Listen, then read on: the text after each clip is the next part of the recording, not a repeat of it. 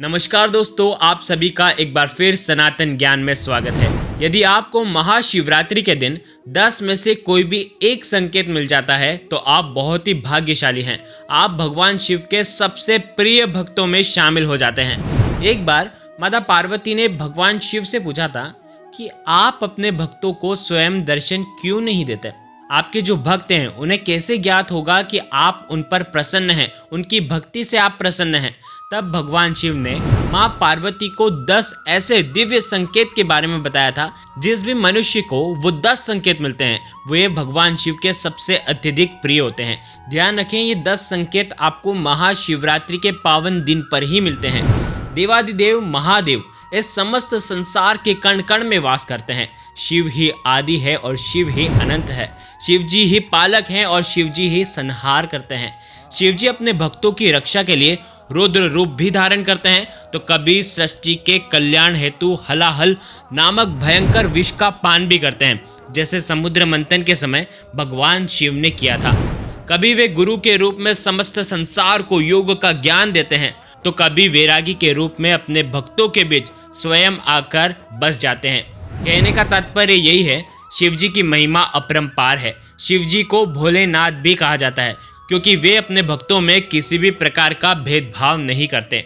जो भी भक्त सच्चे मन से शिव जी की आराधना करते हैं वे उसकी मनोकामना अवश्य ही परिपूर्ण करते हैं। फिर भक्त चाहे दानव हो, मानव हो, देवता हो, पशु हो, पक्षी हो, किसी भी योनि का हो, वे सभी पर अपनी कृपा बनाए रखते हैं, कृपा दृष्टि रखते हैं। महाशिवरात्रि का दिन भगवान शिव को अत्यंत प्रिय है। इस दिन महादेव शक्ति रूप में सभी शिव मंदिरों में उपस्थित रहते हैं और अपने भक्तों पर विशेष कृपा बरसाते हैं। इसलिए शिव पुराण में महाशिवरात्रि के दिन शिव जी की पूजा करने का विधान बताया गया है। जो सच्चे मन से महाशिवरात्रि के दिन शिवलिंग की पूजा करते हैं, शिवलिंग की आराधना करते हैं, भगवान शिव की आराधना करते हैं, शिव जी को प्रिय वस्तुएं अर्पण करते हैं, दूध, जल, धतूरा, बेलपत्र या अन्य कोई भी वस्तु, कोई भी दान अगर वो अर्पित करते हैं तो भगवान शिव उस व्यक्ति के ऊपर विशेष कृपा दृष्टि सदैव बना के रखते हैं।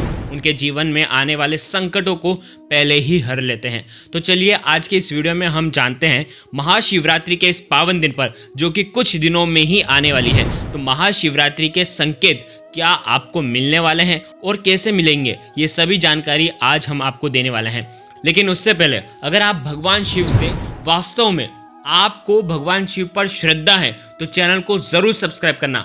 चलिए जानते हैं उन दिव्य 10 संकेतों के बारे में जो आपको इस बार महाशिवरात्रि पर मिलने वाले हैं। अगर आपको जैसे ही ये संकेत मिले तो आप जान लीजिए महादेव आपके साथ हैं, महादेव की विशेष कृपा आपके साथ है। सबसे पहला, स्वप्न में। शास्त्रों के अनुसार अगर महाशिवरात्रि के इस पावन दिन पर अगर आपके स्वप्न में आपके घर के पास में जो भी शिवलिंग है, शिव मंदिर है, अगर आपको वो शिवलिंग आपके स्वप्न में दिख जाता है तो बहुत ही उत्तम और शुभ संकेत होता है।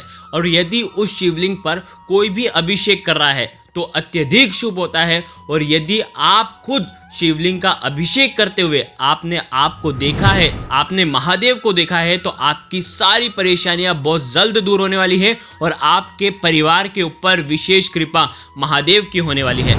देखिए, दूसरा ये है कि फाल्गुन मास की ये जो शिवरात्रि है, अगर आप स्वप्न में बेलपत्र देख लेते हैं, बेलपत्र का पेड़ देख लेते हैं तो अत्यधिक शुभ होता है। और बेलपत्र के पेड़ से भी ज़्यादा शुभ बेलपत्र अगर आप भगवान शिव को स्वप्न में चढ़ा देते हैं तो ये बहुत ही शुभ संकेत होता है। और ये ऐसा इशारा करता है कि महादेव आपके ऊपर मेहरबान होने वाले हैं और आपके जीवन के समस्त बाधाओं को दूर करने वाले हैं। तीसरी चीज़, बेलपत्र की तरह ही रुद्राक्ष भगवान शिव को जो अत्यधिक प्रिय है, रुद्राक्ष को शिव जी का अवतार ही माना जाता है। ऐसे में अगर महाशिवरात्रि के पहले दिन व्यक्ति अपने स्वप्न में रुद्राक्ष को देख लेता है तो बहुत ही शुभ संकेत होते हैं। इस स्वप्न का मतलब यही होता है कि जीवन में चली आ रही तमाम समस्याओं का अंत होने वाला है, ग्रह दोष से मुक्ति मिलने वाली है।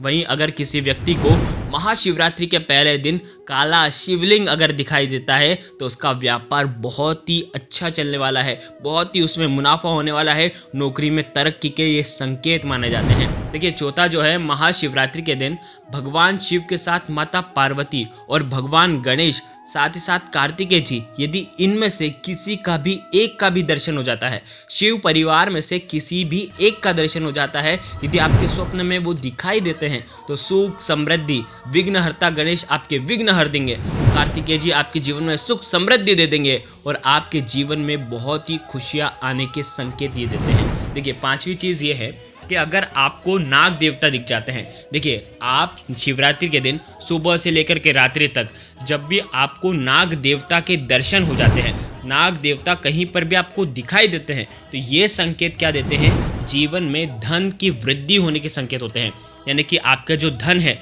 वो बढ़ता ही चले जाएगा। देखिए छठी चीज जो सबसे शुभ संकेत होता है, आपको आपके स्वप्न में चंद्रमा का दर्शन होना। महाशिवरात्रि के दिन यदि किसी भी व्यक्ति को चंद्रमा के दर्शन हो जाते हैं निंद्रा में, तो वो बहुत ही शुभ संकेत माना जाता है, उस व्यक्ति के ऊपर महादेव की विशेष कृपा होने वाली है और उसके जीवन में सुख शांति आने वाली है। चंद्रमा जो होते हैं वो शीतलता प्रदान करते हैं और उसके जीवन में भी शीतलता आती है, उसको शांति मिलती है, साथ ही साथ उसका जो मन विचलित रहता है वो भी शांत होता है, मन को शांति, जीवन में शांति उसको मिलती है। ध्यान रखना, चंद्रमा को महादेव ने अपने मस्तक पर धारण कर रखा है और ऐसे चंद्रमा का दर्शन करना बहुत ही शुभ होता है। यदि आपको निंद्रा में चंद्रमा के दर्शन ना हो तो आप महाशिवरात्रि की रात्रि में आपको चंद्रमा का दर्शन साक्षात अपनी आंखों से करना चाहिए। ऐसा करने मात्र से आपके शरीर के रोग दूर होते हैं, क्योंकि चंद्रमा रोग को दूर करते हैं और ऐसे दिव्य चंद्रमा के दर्शन करके आपके शरीर के रोगों को दूर करना, आपके मन को शांत करना, जो लोग ज्यादा सोचते हैं उन्हें तो चंद्रमा का दर्शन तो आज के दिन करना ही चाहिए।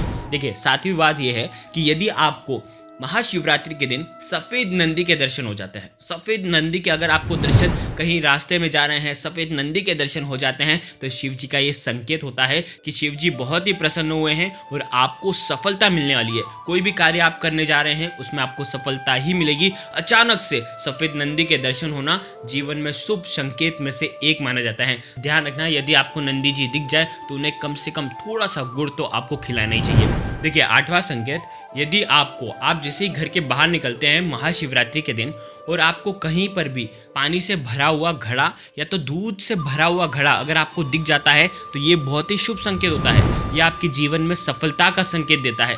भगवान शिव आपके जीवन को बिल्कुल सफलतापूर्वक कर देंगे। आप जो भी कार्य करते हैं उसमें आपको सफलता ही मिलती है। देखिए नौवां संकेत, यदि आपको कोई भी व्यक्ति भस्म लगाते हुए दिख जाता है या भस्म आपको देता है महादेव के ऊपर अर्पित करने के लिए, या महादेव के ऊपर कोई व्यक्ति भस्म अर्पित कर रहा है और वो आपने देख लिया अपनी आंखों से, तो ये बहुत ही शुभ संकेत होता है। वो जो भस्म है अगर कोई आपको देता है तो आप आपके घर पर लेकर के आ जाना और उसे धन रखने वाले स्थान पर रख देना। यदि भस्म आपको मिल जाती है महाशिवरात्रि के दिन भगवान शिव के ऊपर अर्पित की हुई, तो वो आपके घर में धन संपदा को ही बढ़ाएगा। देखिए अब 10वां संकेत, अगर आपको महादेव के साथ माता पार्वती दिखती है और साथ में आपको एक त्रिशूल दिखता है और डमरू दिखता है, तो आपका भाग्य का उदय होने वाला है, क्योंकि त्रिशूल जो है वो आपके गुप्त शत्रुओं का नाश करने वाला है। जो आपके जीवन में जो भी समस्या उनकी वजह से आ रही है वो सब दूर होने वाली है। और डमरू जो है वो आपके जीवन में सफलता और आनंद की अनुभूति करवाने वाला है। इसीलिए यदि आपको भगवान शिव माता पार्वती के साथ त्रिशूल और डमरू दिख जाता है स्वप्न में, तो ये बहुत ही शुभ संकेत होते हैं। साथ ही साथ यदि आपको ऐसे दिव्य दर्शन नहीं हो पाते हैं तो आप स्वयं जाकर के ऐसे जगह जाना, ऐसे मंदिर में जाना जहां पर महादेव हो, उनके साथ माता पार्वती बैठी हो, साथ में एक त्रिशूल हो और एक डमरू हो। ऐसी प्रतिमा का आपको दर्शन करना यानी कि बहुत ही शुभ संकेत आपको जीवन में होने वाले हैं और आपका भाग्य का उदय होने वाला है। तो ये थे कुछ विशेष 10 संकेत जो आपके जीवन में उन्नति कराएंगे, साथ ही साथ जीवन के बड़े से बड़े कष्ट संकटों को टालेंगे, जो आपका भाग्य का उदय भी कराएंगे। देखो अगर आपको ये जानकारी अच्छी लगी है तो वीडियो को लाइक जरूर करना। यदि आप महादेव की कृपा सच्चे दिल से चाहते हैं ना, तो चैनल को जरूर सब्सक्राइब करें और कमेंट में हर हर महादेव जरूर लिखें। धन्यवाद।